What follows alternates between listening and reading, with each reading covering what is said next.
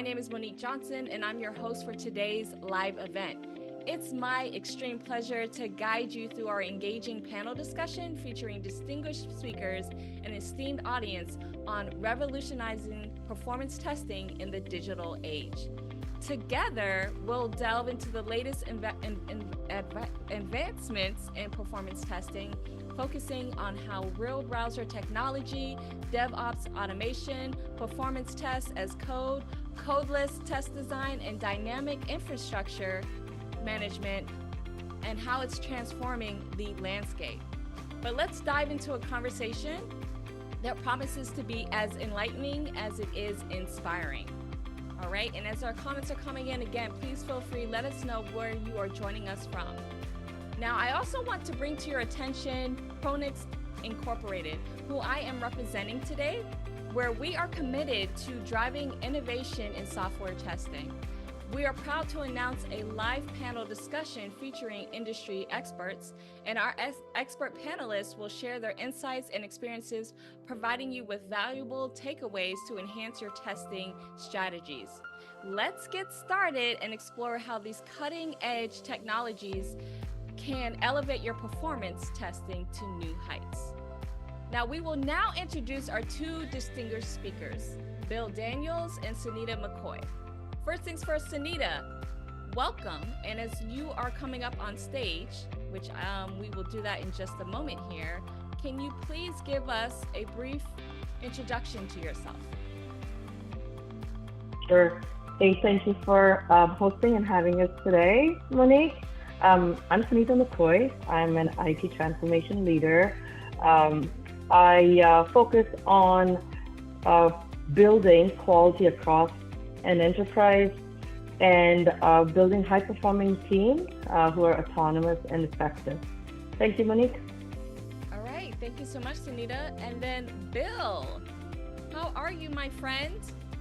Doing well, Monique. How are you? Good, good, good. Bill, can you let us know a little bit about yourself, please? Yes, hello world, hello internet. Bill Daniels, career technologist and quality champion. I'm currently serving as an alliances solution architect with Tricentis, where we make some very cutting edge quality assurance testing tools. Happy to be here, and thank you for having me to talk best practices in performance testing today. All right. Thank you so much to you both, Sunita and Bill, for gracing us with your presence. We know you both are very much busy individuals, so let's get started. So our first question, Bill, we're going to kick this off to you. Can you share specific examples of how real browser technology has improved your company's performance testing capabilities? Absolutely, absolutely. So our performance testing tool at Tricentis is called NeoLoad. And the real browser technology, what that allows you to do is operate within the browser. So traditionally, a performance testing tool is operating under the covers of the browser or under the covers of the UI and just submitting requests to the server and timing how long those responses take to come back. So what Real Browser does is it's actually going to operate the browser, much like a functional regression automation tool would. And this allows us to capture and automate and performance test applications that can't be captured in a traditional sense through a browser or tackled via an API. This also opens up the ability to do some other types of testing with your performance tool, such as high volume testing. We recently had a client come to us. They're a big home improvement conglomerate. They like Orange, and they had a new discount coupon calculation engine that they were deploying. And the ask was basically to run one order with each of the 36,000 SKUs. And so the first exercise was basically to calculate how long the functional automation tool was going to take to do that using, the 5 engineer licenses and 5 execution licenses. And it was basically 2.5 days. They went back to prioritize the list of 36,000. And before they came back with an answer on the priority, the performance team built the solution in an hour and ran all 36,000 in just 2 hours because you have 300 virtual users to exercise with. So a great success story on how you can exercise Real Browser to do some outside the box testing. All right, thank you so much for answering that and of course sharing that success story. It's always great to have those available so people can see how they can apply it directly to themselves or see what is possible. So thank you, Bill. So our next question is actually for Sunita, all right? And Sunita, which I'm going to bring you up on stage in just a moment here, our question for you is, what are the key advantages of integrating DevOps automation into performance testing, and how does it enhance team collaboration and streamline processes? Great question. Thank you, Monique. All of us have heard about continuous integration, continuous deployment.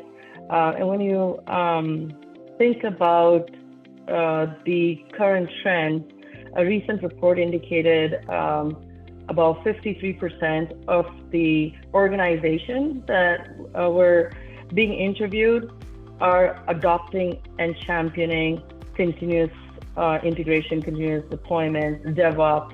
And so, when you think about it, why is that, right? What is really the ROI? Organizations are trying to be agile. They want to move fast, have better speed to market. It allows for more transparency.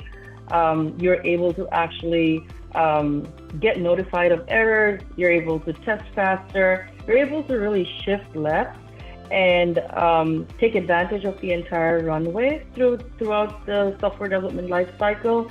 And so that is a huge plus. It also brings teams closer together, whether you're dispersed globally, cross-functional teams. People are brainstorming better, are able to collaborate, whether you're a business, a product owner, you're a developer, tester. And then, when you think about getting into cloud and, whether your application is scaling and you have multi-tenant, so you're able to trigger your tests for scale much easily when you think about DevOps as automation. So those are some of the advantages. And there's just a lot of tools. Another thing to think about is monitoring and logging. That allows for transparency. It probably cuts a little bit of that finger pointing that we tend to get into as we're thinking about software development. Just allowing for transparency and observability of how their applications are performing. So, thank you, Monique. All right, thank you, Sunita. Great answer to this question, and we're going to bring it back to you, Bill, and build upon this. So, how has the concept of performance tests as code streamlined your continuous integration workflows, and what challenges did you face during implementation? So I'm hoping we'll get to possibly hear another success story with this. It's possible. Well, I'd like to touch a little bit on what Sunita said there with the CI/CD platform. So it's very important to get your orchestration team and get your testing involved early in the process, and that holds true with your performance testing as well as your functional testing. It's all about, as she said, shifting the testing to the left, as they like to say. So it's definitely a best practice to build out a performance environment that is going to mimic your production environment. I call it the test track. It's where we want to measure the speed. We want to control this lab so we can get an apples to apples comparison. So the other advantage we gain when we build out this type of environment is that we can simulate all the integration testing requests that come after the base level functional testing is asked for. Whether that be component to component or application to application, we can string these together to create end-to-end business flow simulation, whether that be something like order to cash or hire to fire or whatever process is important for the business at hand, to create a real-world business simulation. And we can do this early in the process. We can tackle it. Traditionally, performance was late in the process. It happened at the end. But today we do it much earlier because we can integrate at an API level or even at a unit level if we wish to do so, to test what the performance of the unit in question.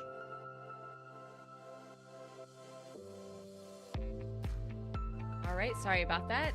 Thank you so much for answering, and also building upon what Sunita just shared with us. Now, the next question is something where we are going to bring Sunita, you back on stage here for this. All right, so Sunita, can you discuss the benefits of Codeless Test Design in creating performance tests quickly and easily without requiring coding knowledge? Another really good question. My experience has been, Monique, that it is really, really hard to find the talent to upskill continuously. And those factors tend to be barriers for entry, as well as increase the learning curve for most engineers as they're trying to step into, the technology. And this new advancement of being able to leverage codeless test design just truly allows for more people to step into the quality realm. They're able to leverage drag drop capabilities of tools, visual test creation, whether it is AI tools that allow for automation, script generation, data generation, using tools and capabilities for the test execution and reporting. It increases the rapid test creation. It frees up the engineer's time to perhaps focus on more of the design aspect and improving the scope of the test.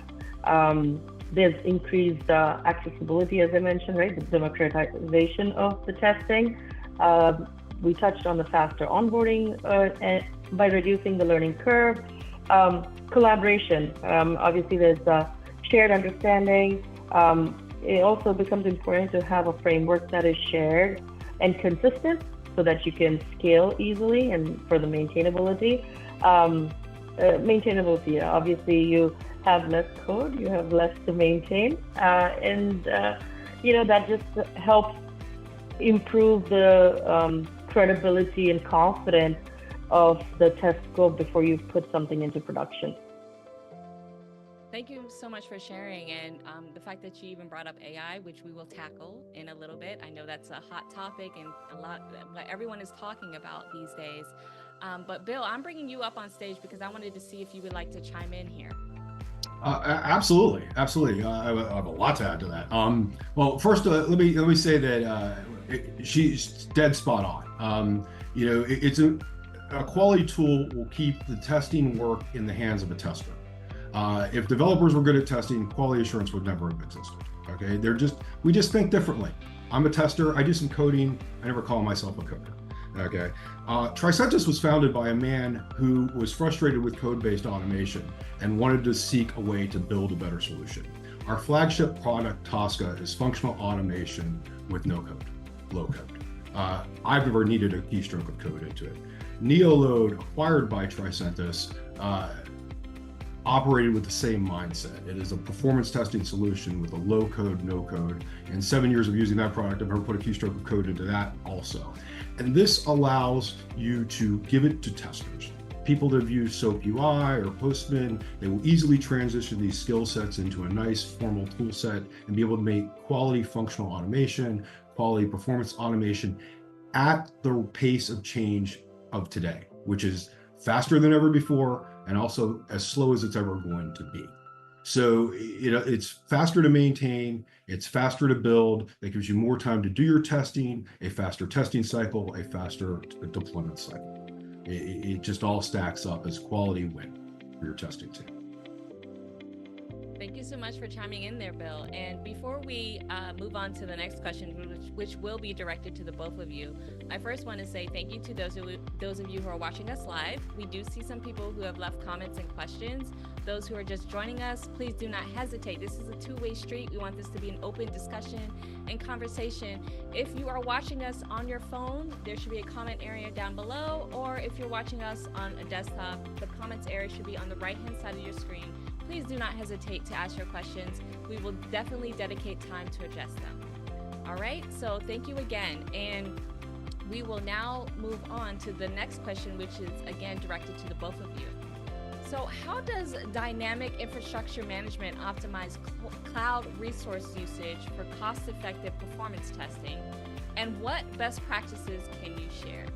Sunita, do you mind going first? Sure. DIM, Dynamic Infrastructure Management, just short as DIM, it really ensures optimal performance bottlenecks.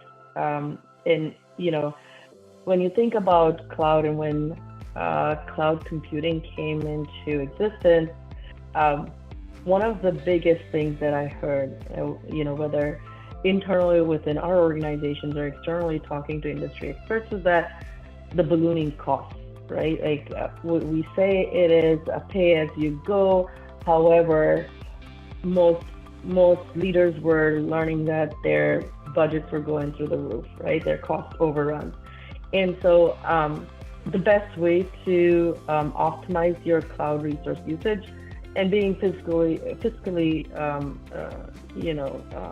careful, one is to be able to do it on demand. You scale up, you scale down, right? You use what you need and then be sure to tear down what you don't need. Right sizing the instances, you want to ensure you're load balancing and accounting for failover so that your traffic is not throttled, or if there's one instance that's met with an outage, the other one's able to pick up. With the auto termination, there's a lot of tools that have inbuilt capabilities. So being able to leverage that and pair that with your software architecture. Some of the best practices truly is the improved workload forecasting, right?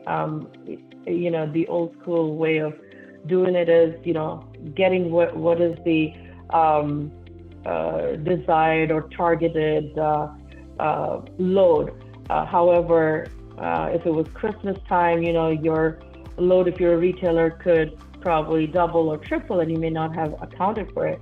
But leveraging some of those metrics and kind of accounting for it, allows you to be more successful. Doing some cost benefit analysis by modeling the scaling profiles, and you test and iterate, right? There's a little bit of experimentation and learning through your experience. Make sure you bring that back as, what we say in our functional testing realm is retrospect. Same thing here, retrospect. Bring in those cases and account for them as you're building your or configuring your infrastructure. And then, automate your cost optimization. There's tools that can actually save money for you. Make sure you're using them so that you're right sizing for your need. That's what comes to mind, Monique, on this one. I'd love to hear if Bill has anything else to add to it. Yes, Bill, over to you, please. Yeah, I think that was all great advice with regard to how you can save some costs by rolling things, what do they call, spinning things up and spinning things down. It's been really interesting to kind of watch the cloud revolution happen. First, everybody was running to the cloud and they thought it was great because they weren't going to have to worry about any infrastructure. But then they realized, just like it costs a little bit to get your money from an ATM, it costs money to get to your data in the cloud. And people were like, well, hold on, maybe I don't want to do this. So in that sense, while we can tune the platform to save, we can also tune the application. Through performance testing, we can minimize the CPU usage of our application. We can minimize the amount of data throughput the application is using. And this in turn saves us money in the cloud if the application is hosted in the cloud. So the performance testing becomes a cost savings. It almost pays for itself in that scenario. In addition to that, another way Tricentis can really help you with dynamic infrastructure is when you're doing a performance test. I talked about, we have our test track and we have what are called load generators. I spoke earlier about 300 users. People are wondering if that's the maximum. No, that is the minimum that we start our performance application with. That's the minimum we license it with. You can go up from there. It all depends on how much you need to emulate to create that business simulation that you're after. But with those, we have load generators that push that load to the system under test. And in the past, traditionally, those were maintained by the client and the user, and they would have to have that infrastructure in-house. Today, you can still do that. You can have your own infrastructure if you wish. You can deploy that in the cloud and maintain it yourself if you wish. However, you can also lease Tricentis assets, which are in the cloud and available to you. So we have the load generators. We got them positioned all over the planet for you to use. You don't have to worry about that aspect of it, and we can save you infrastructure costs in that way as well. All right, thank you to you both for giving us a comprehensive answer both on your insights and background. We're going to bring it back to you, Sunita, on our next question. So what are some of the most significant challenges you have encountered when adopting these advanced performance testing technologies, and how did you overcome them? Gosh, such a good question. It is really hard to find the engineers who are adept with performance engineering. Just overall, my experience has been probably easier to find a functional tester versus finding a performance engineer. One is the talent, the other is the experience. And we've resorted to a couple of strategies so far in my career. One is pairing with a partner, another industry expert who's able to provide the necessary talent with the very precise skills that you're in need of, right? Because it's not really a one-size-fits-all.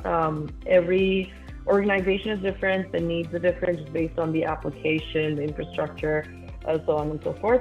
And the other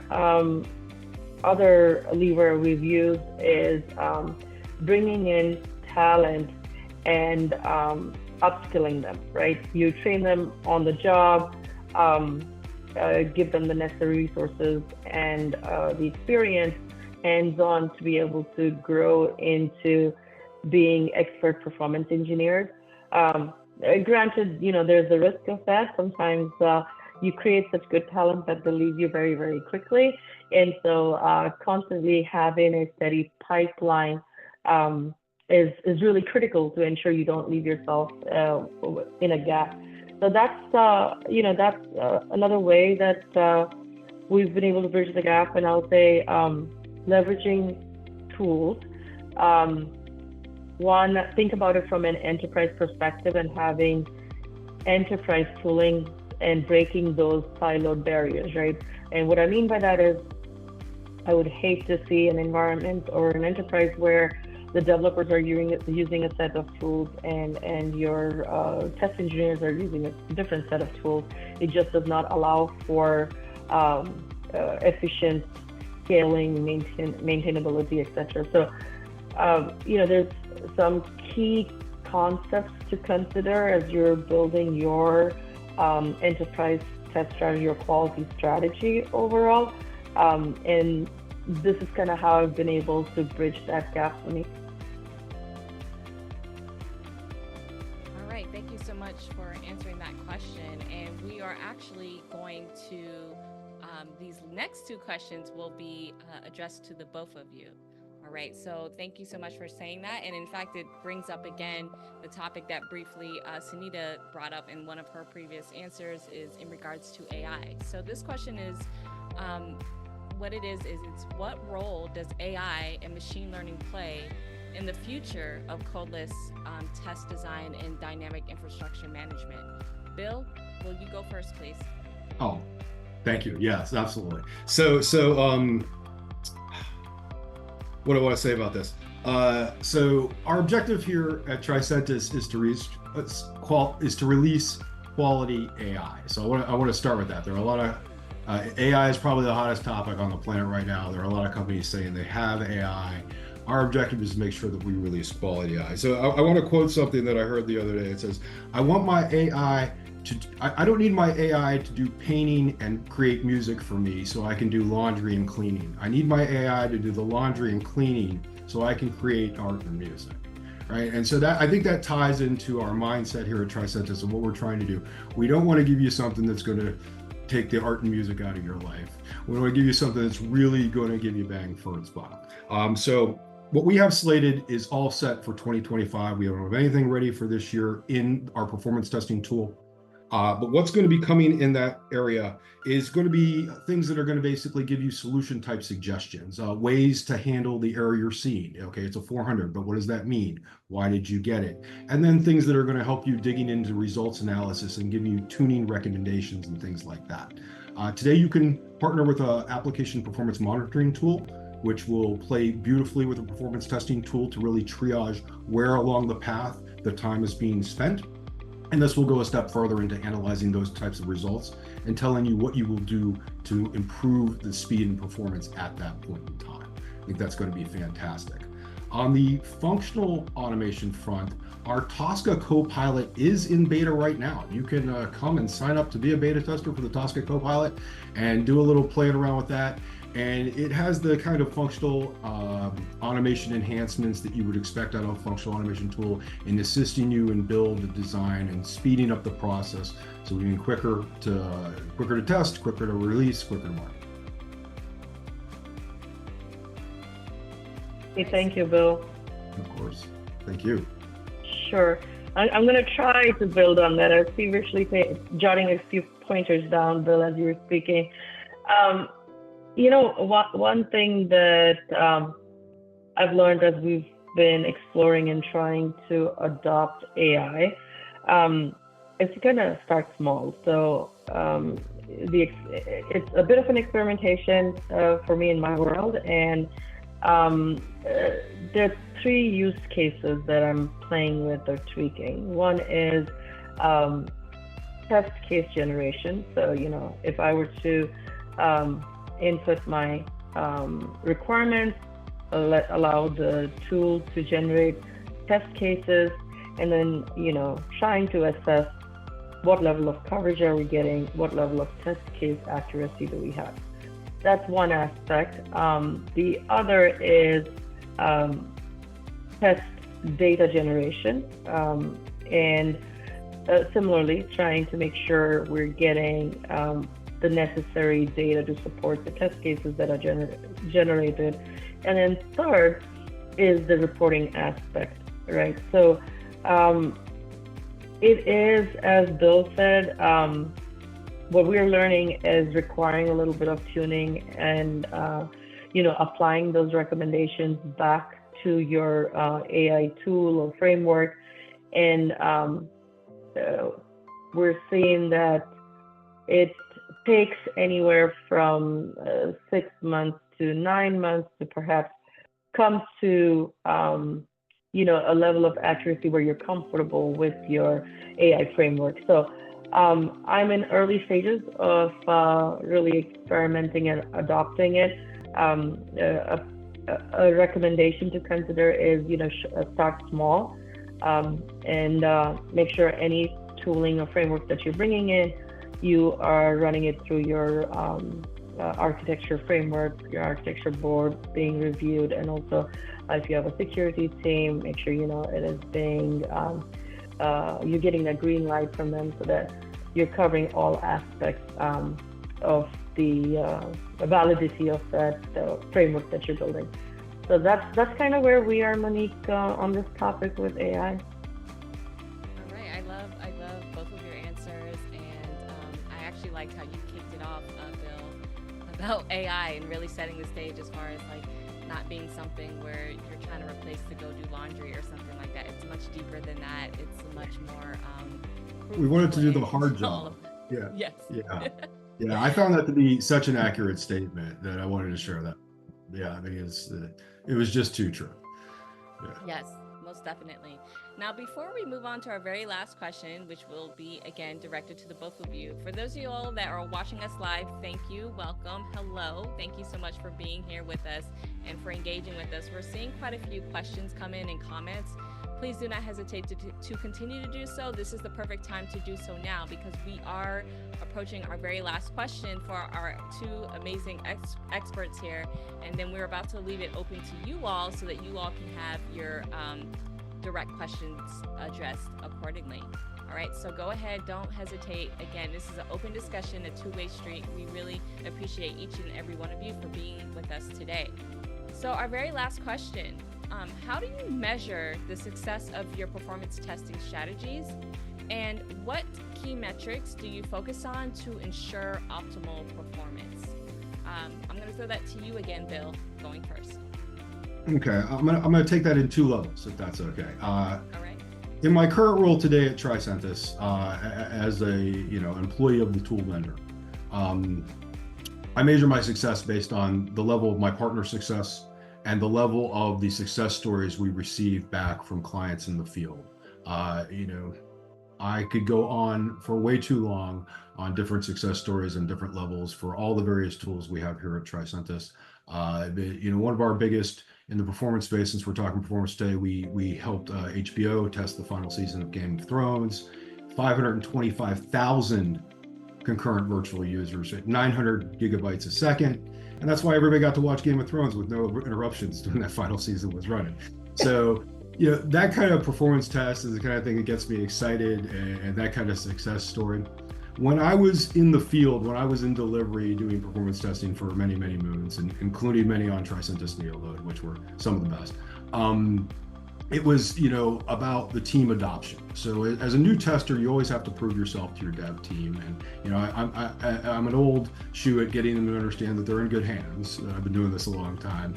But when you tell the devs you want them to the call because you want to triage the timing and the performance you're seeing, and you get their buy-in and they start to see the value that you're bringing, and they come to that meeting, the first time they're hesitant, but as they start to adopt the process and really see the value that you're bringing, they start to come to that meeting with excitement on how we're going to get better and see things improve. And that's how I measure success at the delivery level. And of course, getting the project on time. I think that goes. I love it. Thank you so much for breaking that down. And as a true Game of Thrones fan, thank you so much for helping out with that. That's great. That's great. All right, Sunita, I'm going to turn it over to you. Sure. I'm going to build on what Bill said. So governance is a key pillar in a quality organization. And I believe metrics are the best way to measure success. And Bill said it best. He said level of partner success, right? So in every organization, I believe software development, software release is truly a team sport. And for that entire team to be successful, it's really important for team members to come together and agree on what are the subset of KPIs that they like to measure. One is, I tend to start out with a baseline. I like to understand, assess the current org maturity and, understand what our current level of maturity is. And then, in talking to my partners, arrive on maybe a handful of KPIs, I'll say 5 for starters. And the reason why I try to do that is to ensure that we are aligned in the end goal, right? We got to be able to succeed together, and for that we want to be sure that we're measuring the right thing that actually makes sense for all of us. Having said that, some of the top 5 that I tend to anchor on, I probably already led on by saying got to be fiscally responsible. So I like to think about the cost efficiency. That's one. I like to consider resource utilization, the defect detection efficiency, execution time, because it also allows me to tweak for efficiency and optimization. And then maybe lastly, I'll say response time. Those are key. I tend to start there and then, build on it as need be. All right, thank you so much for sharing. Okay, so we've gotten through all of our questions that we really wanted our amazing guests to address. And so it is now open to you all, the audience, to each and every one of you who are watching us live or possibly on the replay, the recording. Please go ahead, if you haven't done so already, please leave any comments or questions that you may have either down below if you're watching this on your mobile device, or if you're watching us on your desktop, on the right hand side of your screen, you should see an area where you can start to leave your questions and or comments. We have quite a few questions. All right, so Sunita and Bill, be ready, or get ready rather. We'll try to get through as many as we can. There's quite a few about AI or addressing things about AI, so get ready for that. So with that said, are you two ready so that we can start addressing the questions from the audience? Absolutely. All right, you guys are good? Awesome. Yeah. So our first one that we have is, how do we ensure third-party integrations enhance rather than hinder app performance? Who would like to take that first? I can go. Go ahead, Sunita. Go ahead. So it's an excellent question, and whether third party, fourth party, depending on how many integrations you have. I've been bitten more than once. We've run into outage because a third party vendor has made a change unbeknownst to us. They assumed it was a small change, and they were doing it in the maintenance window, and it was no biggie. We've gathered lessons learned from instances like that, and when I engage with my vendor partner, we sit down and talk about these things up front. We talk about release schedules. We have a handshake in terms of testing that particular change thoroughly with our software and our software enhancements that we're making to ensure we don't have any hindrance. We also share our schedule, depending on the vendor and what we have going on, so that it is a bi-directional, transparent relationship. The more you talk, the more you communicate, the better. I also, in terms of vendor management and governance, we actually have very frequent reviews. So all my partners will tell you I'm a stickler for monthly board review on what we achieved that month and what aha moments we had and how we're going to be able to do better as we think about our next quarter roadmap and objectives, etc. So that's kind of my strategy, Monique. Talking is the best way to go through it. Awesome. Thank you so much for sharing your strategy. Bill, would you like to chime in on this? Yeah, well, it's very broad because it really depends on your third party. Some third parties are going to allow you to test into their environment, and some are not. Like Oracle, they will not. You cannot test into Oracle Cloud. So, but really, if testing it is a simple way to do it. If you create a, let's say as an example, a web page with no third-party integrations, and then you create another web page that has the third-party integrations, and you see what that delta is compared to the two, that can easily be measured with a performance tool. And I would give you a quick best practice here would be to avoid third-party tools on your landing page. Marketing wants their web trends. I know they can get them on page 2 once somebody shows they're really interested in what's going on. Okay, that's my recommendation. You want your landing page to load as quickly as possible. You want to stage that landing page in different places around the globe if you're having some sort of hyper scale event, like you're going to run a Super Bowl ad or something like that. All right. Thank you so much for sharing that perspective.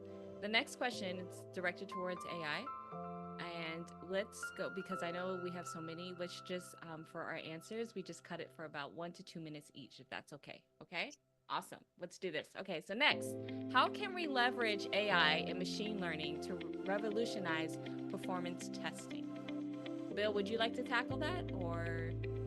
I think it's going to be the ways that we already discussed, in that it's going to help us analyze, it's going to help us pick through all the volume of data that comes back in a performance run, because we get all kinds of metrics related to the timers that we're checking, max, min, average, 90th percentile, etc. But then also we can bring back hardware statistics on the servers under test, whether those be web server statistics, middleware server statistics, database server statistics, how much disk is being read, how long are jobs being how long is the line to get to the disk and things like that. So the assistance to dig into that and really give you tuning recommendations is the number one impact that I see AI doing in the performance world, without a doubt. And the reason that is because the APM tools, their AI does that now. It analyzes the process, it looks at what's going on, and it tells you where the time is being spent, so you know where to go and make things faster. All right. Love that answer. What about you, Sunita?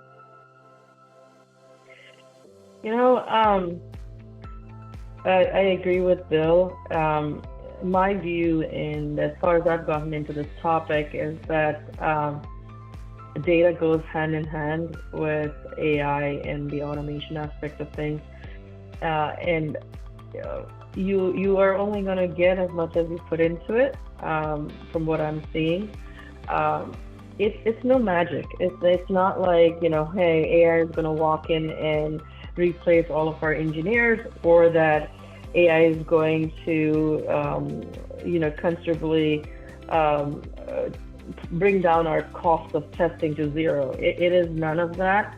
I want to think about it as more of an accelerator. Like, AI might allow you to do X so that your test engineer can probably focus on Y and Z, that sort of thing. But again, in terms of the how and what, I think it's going to become very personal to each person's experience as you embark on that journey of experimenting and tweaking. That's kind of where I am, let me put it. All right, I love that. Accelerator, that's right. So the next three questions, they're very similar to each other. And in fact, your answers probably, some of this has been shared, what I'm trying to say in the main part of the discussion, either through your success stories, examples, and just flat out strategies. But let's dig right into these three questions real quickly. Can you define and measure success in your performance testing endeavors? Absolutely. I think we already discussed how we both define success in our performance testing endeavors. Yeah. Yes. So definitely 1000%. You should always be tracking. I think Sunita said that KPIs and metrics are everything in the testing. Anything to add, Sunita, or we can move on to the next question? I'll just add to it as an example. If you are an enterprise or an individual who's starting out from ground zero, as in you have no KPIs whatsoever, it will be very, very beneficial to start with at least one or two. Anything that you want to measure, right? Just start with what is important for you. And in this regard, we're talking performance, but maybe your defect detection efficiency, right? I've been able to use these metrics to either shut down a project that is cost overrun, having project delays, and it's just, not ready for us because we don't have the right skills or capabilities to execute to it. The other reason why I really like these metrics is that you can't really argue data and facts when they're right in front of you. It's a big lever that I've been able to leverage when working with my partners and holding them accountable. A simple example is, they'll say, hey, why is performance holding us up? We're done. We want to go into production, right? And sure enough, 9 out of 10 times, well, their application is not working as expected. And I've been in organizations where partners have turned around and said, hey, you know what? We actually want your performance engineering team to assess the code changes that we've made and run some tests or give us advice and guidance before we say no performance engineering, we're just going to go into production. And so teams have been very, very successful in collaborating and talking the same language and meeting their desired enterprise goals and objectives, leveraging these metrics. But I don't know if the question is coming from, hey, I don't know where to start, right? If that is the case, just start anywhere. Anywhere is better than not starting at all with an actual KPI. All right, thank you. Okay, next question that we have here is, how can user feedback be transformed into actionable insights for performance improvement? Well, I'm assuming here that this is negative feedback that we feel that we need to be actionable on. And what I would say there is, hopefully we don't get to that point. The whole point of doing a performance validation ahead of time is to make sure that your system, it's like a final all systems go check before that rocket goes. It's not just about the speed, it's about, is all the integrations running? Can we go end to end? Is our end user experience going to be acceptable? Is everybody going to be happy? And are we going to stay up? I mean, we just had the CrowdStrike issue, which caused, a Microsoft issue, which caused an issue for, Sunita can tell you about what happened over at Advanced Auto Parts, and how much fun that was for them. So, you don't want to get to a production performance issue, because that's when doors come off planes. Another quality fail at Boeing. So, hopefully you've got a sound practice ahead of time, and you catch it ahead of time, and you won't have to do any actionable items on it. But of course, if you do get any feedback, you're certainly able to go ahead and action on it. Yeah. Sunita, you want to tell us about what you were up to? Well, I will try and keep it short. I think Bill and I have exchanged some stories, and I did see the blue screen of death, and it was pretty impactful. What I would share from that is it's failures happen. You're dealing with software. I think it's not about how hard you fall, but how gracefully you get up from the situation. And so if you are getting feedback from your customers, it's really, really pertinent to be an active listener. It's okay, it could sting, but I think, we earlier touched on retrospection. I would say the same thing. If you're getting a lot of feedback from your end customer, and at the end of the day, you are focused on making this best for your customer, right? No better way of improving the quality of what you're putting out than by actually retrospecting and introducing some of that feedback into whether your process, tools, capabilities, whatever you think is right. Also, it's important, right? You have to weed through the noise. You'll get a lot of feedback. I think it's important to figure out what feedback you want to focus on, and maybe taking somewhat of a prioritized approach can help. Another is a risk-based approach. So think about where you'll get the most bang for your buck, right? If you get 10 different unsolicited feedback, how do you prioritize? Which one do you start with? I would think about it from a business risk perspective, and the other, where you're going to get the best ROI. That's kind of the way I operate, Monique, when I think about these things. All right, thank you so much. And then the next question, if we can quickly get through, it's building upon this. So now it's addressing security measures. So how can we integrate robust security measures into every aspect of performance testing?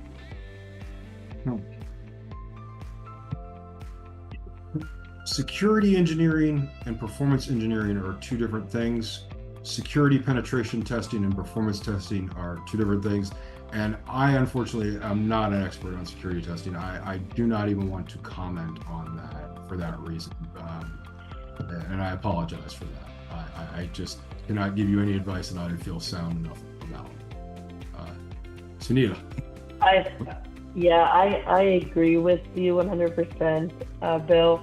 I will say in most organizations, I truly lean on my security team, right? So like Bill said, it's a completely different beast. There's a lot of tools. So what we tend to do with any of our solutions, I shared a little bit earlier, we engage all our partners, including our security engineers, early on to do that level of assessment to ensure, is it safe? Are we prone to any vulnerabilities? Are we going to have security breaches, things of that nature? And so I would say, lean on that expertise. You don't have that expertise, then definitely ensure you're building that muscle, or you're engaging a team who can actually provide you that level of counsel. And then, that will increase the robustness of your performance engineering capabilities and test scenarios that you're building. And obviously at the end, increase the credibility of your software that you're introducing.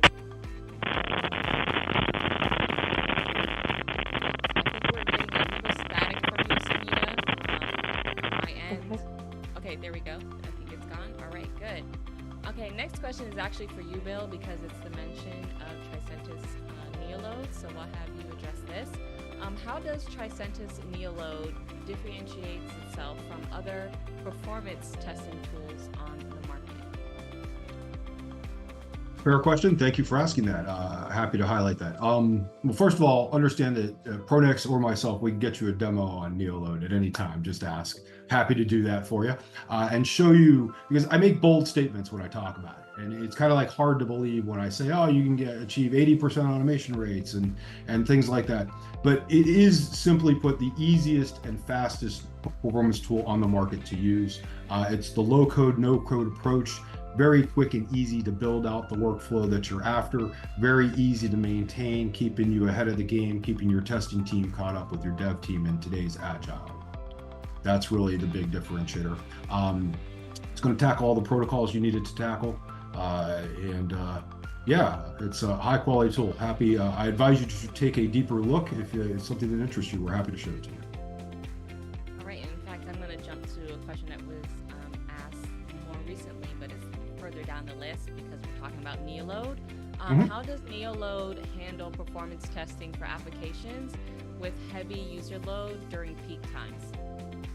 Well, okay, that's an excellent question. So you want to know what your peak load time is going to be on your busiest day of the year. That's obviously a peak target for you. And then you want to know what your average business on the general day-to-day is. And that's a target for you as well. So your regular cadence of performance testing on the general build to build is going to be aimed at that second mark, which is your average peak business mark.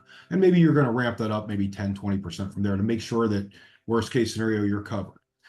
For your peak performance testing, like you want to get ready for your Black Friday event, or maybe you sell flowers on Mother's Day or something like that. Whatever your hyperscale event is going to be, you can use what are known as virtual user hours to lease additional virtual users above and beyond your normal license limit to run a peak performance test. Let's say, normally we tested 500 users, but to get ready for Black Friday, we want to test 5,000 users simultaneously. We allow you to do that without having to, really pay for 5,000 all year long. You just kind of lease 5,000 for a day and do what you need to do. So that's how we would go ahead and get you ready for a hyperscale event like that. Plus, there are a good deal of best practices associated with being ready for something like that as far as how you design the site to receive the traffic. And I kind of mentioned one of those earlier about having your landing page be nice and light. Great, thank you so much for sharing.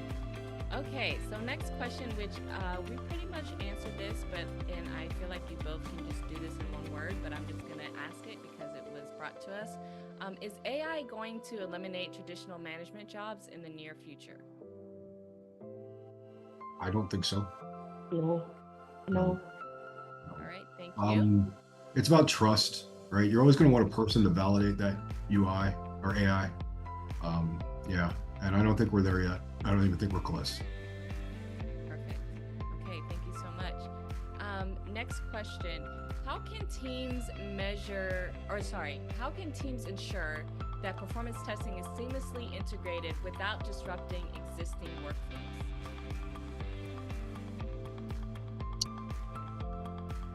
I'm not sure I understand. How would the performance testing impact the existing workflows? I guess I would need a little more information on that. So the performance testing is run on a performance environment. And the reason you want to do that is think of it like motorsports qualifier, like a NASCAR. What do we do before race day? Each car goes out one at a time and they zip around the track by themselves to see who's fastest to line up on race day. And the reason they go out one car at a time, why not 2-3 cars at a time, is because one car at a time is a repeatable performance test. They got a nice clean track, nobody has to pass, nobody cuts anybody else off. We can really just test the speed of the car. So think of your performance track, your performance testing environment as your performance testing track. And so you want to have a dedicated environment to do that. In the event that you don't, You want to have a dedicated time that your performance team is doing their work so they don't impact your standard quality assurance testing that's going on. Because if they crash the server, well, now everybody's down, and that's not what we want. But best practice is to segregate that. Anything to add? That's it, Bill. No, Bill and I are thinking very similarly. He grabbed the last thought that I had and talked about that if you're in a constrained environment, the best way to do it is time it. Yeah. That's why sometimes performance testers don't sleep, because we work in the middle of the night. So we have about 4 minutes left. I just want to ask our guests, Sunita and Bill, do you all have a hard stop, or can we go a little bit over? We just have a few more questions. Otherwise, we will just do a rapid fire to end this. It's on my calendar, but I'm not sure if I'm doing it because nobody's confirmed yet. So I can't. Okay. All right. So let's do a rapid fire real quick. Let's assume we're good to go. Let's assume we're good to go. Right, I'm going to check while we're talking. Okay. Perfect. No problem. All right. So next question. How do we align performance testing with our ultimate vision of creating transformative digital experiences?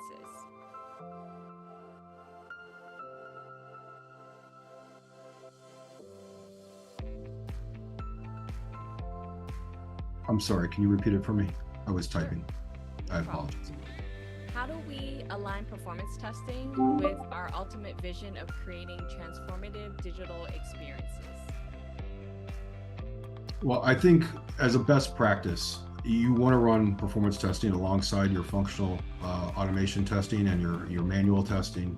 It's really about ensuring coverage. So if we kind of relate it to insurance, a functional test case is a small piece of insurance. You could think of that as the equivalent of, getting some coverage on those new Beats headphones you're picking up at Best Buy, maybe road hazard warranty on some tires, or coverage on the vacation, like travel insurance on your vacation tickets you just bought.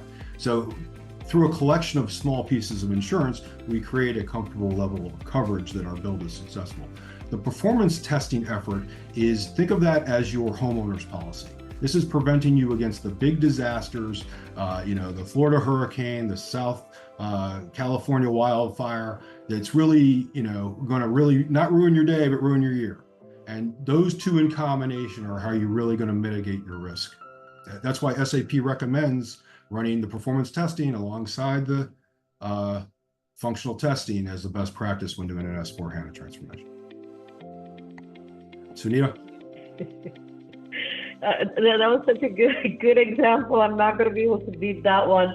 I just add that, when you're thinking about performance engineering or performance testing, it's not just, hey, is it the number of users that you can have or load? You're also testing for your infrastructure, for failover, for, how does it perform at scale with other applications, other integrations, whether internal or external, vendor changes, vendor integration. So there's a lot more to think about. And I love the way, Bill, you said it, because it is that insurance. And I can't stress this enough, based on my experience, sometimes performance is thinking has been thought of as a nice to have. It is not a nice to have, not anymore. Not in this era, it is a must have, right? So that's why I alluded to, if you have a change, please ensure your framework dictates that your performance engineers are eyeballing the changes, are making recommendations, are doing analysis, risk assessments, etc. If you're in some sort of a crunch and trying to do a risk-based approach to releasing your software. I mean, there's nothing better than ensuring you have a partner before you head out to tell you, hey, you're actually good to go, and I'm confident that we'll make it once we're in production, right? Because contrary does not look good for us from a credibility perspective. All right, thank you so much for sharing. Next question that we have here, and are we good, Bill, on your end? Because we're exactly at the top of the hour. I know I've got no response. I don't know. I don't know what to do. Let's keep Okay. going. Let's go for a Okay, few we'll minutes. go on for just a little bit. Okay. I'll yell, someone will yell in a second if I'm missing. So. How has your team's perspective on performance testing shifted in response to the increasing complexity of digital apps? That's a a good. really good one. Go ahead, Sunita. Go ahead, Bill. That's a really good one, especially if we have to close out after this. The complexity of apps today, I think from a performance standpoint, one of the most complex things that's kind of come into the mix recently, and it's not really recent, but it's pushing itself to the front of the stack, is mobile. Everybody today accesses things on the mobile device, but from a traditional performance standpoint, we don't emulate a mobile user. We only emulate a true browser user. So there are some limitations there. We do have a mobile testing product, which called Tricentis Device Cloud, which allows you to basically, provision a virtual device for yourself and test against your application against all the different devices that are out there. It's really a functional tool at heart, but one of the things it has built into it that I love is it gives you the performance metrics on the device hardware. How much battery usage is it doing? What's its impact on the screen resolutions and things like that. And those additional metrics I find really, really neat as an addition to mobile testing for performance, as those things come closer and closer together, as mobile really becomes the dominant platform that we have today. Sunita, I'll give it to you. The only thing I'd add, and I'm huge on this, is the shift left concept. And also for performance engineering, you could get a big lift if you engage your performance engineers early on, even while development is going on. They're able to take a look at the code and say, hey, this particular loop is going to ruin our performance. We need to rethink the way that it's being developed, or share some standard best practices so that the developers are actually considering those as they're developing their individual codes and components. So shift left, engage early, get those early wins. There's nothing better than finding a defect early on than later in production, right? So that would be my wrap there.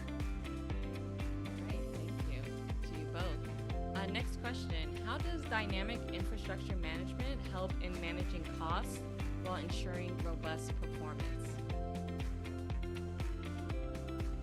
I think we touched on that a little bit earlier when we were talking about dynamic infrastructure. There's a couple different ways that can be impacted there.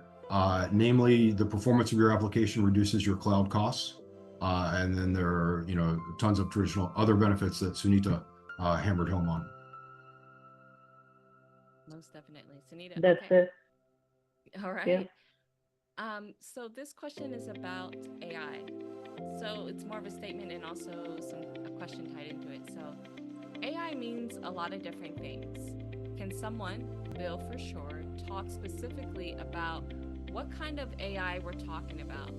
How one might apply AI to testing tasks and in particular performance, and how it's better than regular good old-fashioned software and tools intentionally designed by humans. Wow, that's a lot to unpack there. Really save the big one for last, huh? Okay,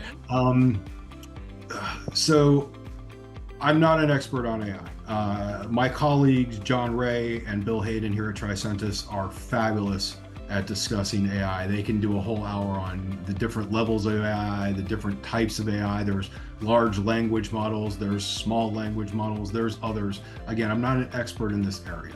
I'm more like everybody else. I'm a consumer of AI. I'm looking at what is AI going to do for me in the future, as far as eliminating work in my world. I see AI being applied in a way where it's not going to replace a coder or a tester. It's just going to allow that coder or tester to do more with their time.